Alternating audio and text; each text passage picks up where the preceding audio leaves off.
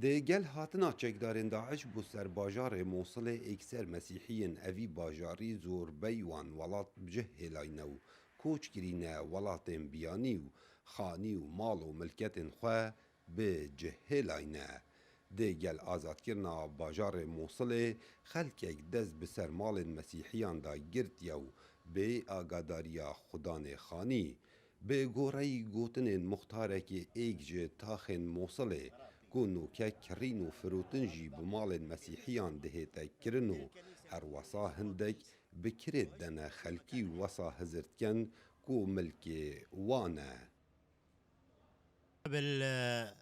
شهرين تقريبا كلفنا القس رائد برێ دوو مەهامە قەشەڕایی تەکلیف کرد و قەشەیە کەنیسا بشاریە چاودێریە مال و ملکێن مەسیحیان بکەن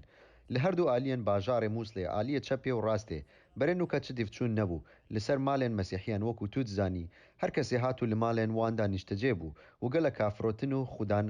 ئاگاهیە فەکردن و سەختە سەنەداندا کرد ژبەر و خوددانوان نەڤێرنە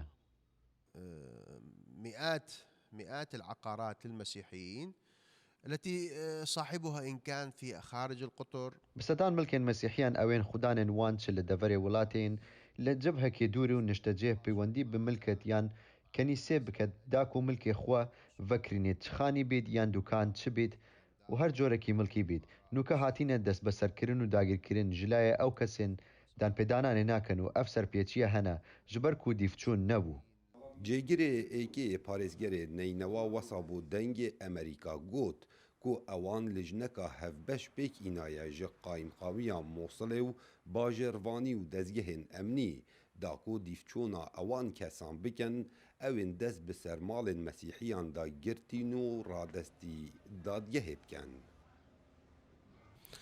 بداخەوە معلوماتێکمان پێگەیشتکەوە هەندێک ئەملاکی مەسیحیەکان لێرە لە ناو شاری مووسڵ کڕین و فرۆشتنی پێدەکرێ و صاحب مولکەکان ئەوانەی لە دەرەوەنا ئاگداری ئەو بابەتن ئێمە وەکو پارێزگا خۆشم سەرپەرشی ئەو کەیسە دەکەم کە لژنێکمان پێکینەوە هەر مەسیحیەک ئەموالی کڕین و فرۆشتنی پێکرابی بەبێ ئاگداری ئەوان ئێمە ڕادەسی یاسایان دەکەن و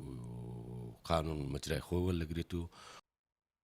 Ebtinê li aliyê çepê bajarê Mosilê not taxan bi xwe vedgirîtin û li piraniya her taxekî yek kenîse heye û her kenîsekê zêdetirî sîh xaniyên derdorên wê bi milkê Mesîhiyan dihêne tapokirin. Belê nûke zorbey ew xanî Musulman tê dane û beşekê herekên bi agadariya xudanên xaniyan e û beşê here zor bê agadariya hîç kesekî tê da niştecê bûyne. Kawa Umar Dengê Amerîka Mosul.